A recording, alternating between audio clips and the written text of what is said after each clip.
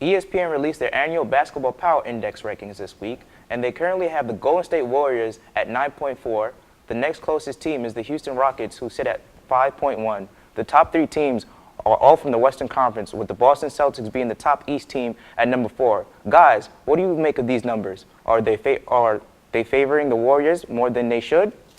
Glenn, Matt, what do you guys think? Well, I think we're sitting here and we're overvaluing the Golden State Warriors. They sit here at plus 9.4 over the line of 0. The next closest team is the Houston Rockets. They're at 5.1. This is an overwhelming favorite of the Warriors this season. This is projecting them to not only win plus 60 games, but maybe even scraping 70. This is a BPI that we've never seen before at plus 9.4, almost to 10. Glenn, let me explain for our viewers out there what BPI actually is.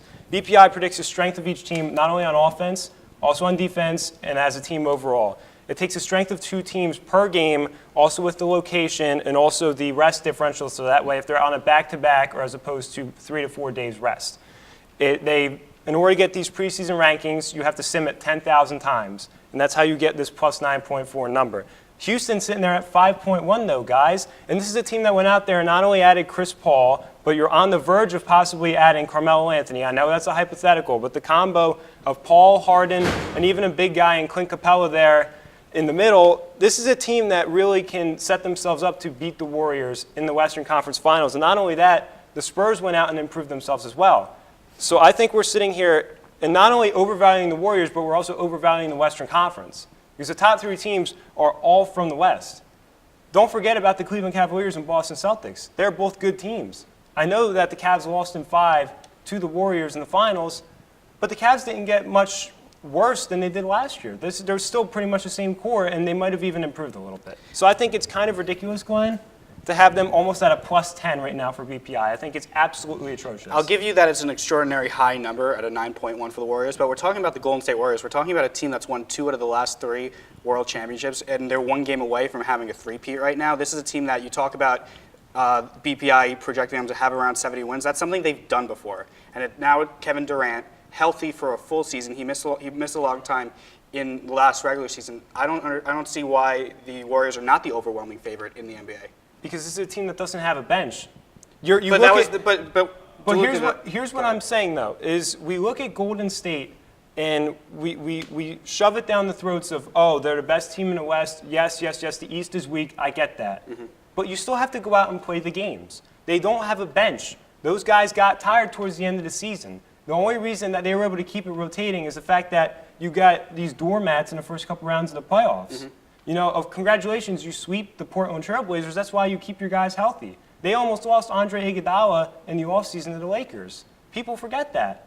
This is a Warrior team that I think is not as good as we make it out to be in this BPI. Granted, I still think they're very good and they're going to win 65-plus games, but having this at plus 9.4 is ridiculous because the next best team is 5.1. ESPN is shoving this mantra down our throat that the Warriors are the best team of all time. And you know, they're going to win 70-plus games every year, and we're going to throw them on national TV every week. The problem is we're forgetting about the rest of the NBA. James Harden's still a great player. Kawhi Leonard's still a great player. Mm-hmm. Kyrie Irving is now on a new team, and he has the keys to the castle. I don't see what the issue is with having this such of a gap between the Warriors and the rest of the 29 teams in the NBA. Matt, the last 3 years, that's been that much of a gap. That's the thing. The Warriors are just one of the best teams we've ever seen of all time over a 3-year stretch, and there's no sign of it not continuing into next season. But this has been one of the craziest off seasons in NBA history. Yeah, absolutely. And I look at this list here. I have the top 6 here, and these 5 teams that are sitting underneath Golden State have all got better. Houston added Chris Paul. The Spurs are coming back healthy with a healthy Kawhi Leonard. You look at the Celtics, they get Kyrie Irving and Gordon Hayward. Are the Celtics can they still beat the Cavaliers? Yes.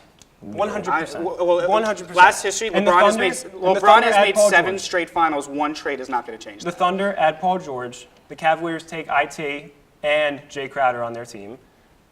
All 5 of these teams have gotten better. The Warriors have kept almost the exact same team from last year, and everyone has gotten better. Therefore, you would think that would shorten the gap between these teams, not make it larger. Yeah, but you're forgetting that every team is getting better, but at this point with the Warriors, it's impossible for them to get better. They're already the best. Well, who are they going to add? The Warriors are here. We thought they weren't going to get better before they added Durant. If the Warriors are here and everyone else is here, and then a couple of teams went to here, they're still here. We thought they weren't going to get better, then they went out and got Durant. So there's always room to get better. Obviously, if you're going to build a super team, you might as well take James Harden or some other random player and make a whole starting five of all-pro guys like that. Well, in a league that has a salary cap, it's not. You can't do that every year. But what I'm saying is if every team gets better and this team stays the same, those teams should get closer in the margin. It shouldn't get bigger. That's what I'm saying. This margin got bigger from last season, yet all the 5 teams below them got better. I don't understand this. And granted, it's just a number. BPI is just a number and just a metric. But at the same time, I think it's this skewed media mantra that we throw at all of the youth of today and everyone throughout the NBA mantra, or every NBA scope, is that the Warriors are this team that is invincible, and you can't beat them. But guess what? You can beat them. There's an easy formula to beat them, okay? And most of these teams have gotten better and improved to put themselves in a position to win. And that's such a disrespect that all 5 of these teams have done that, and yet the Warriors have just stayed the same. It's just such disrespect to those 5 teams. I agree with you, Glenn. Golden State's here. Everybody else down here. We can agree to disagree, but we'll be right back here with the Extra Point on Hawk TV, channel 12.1.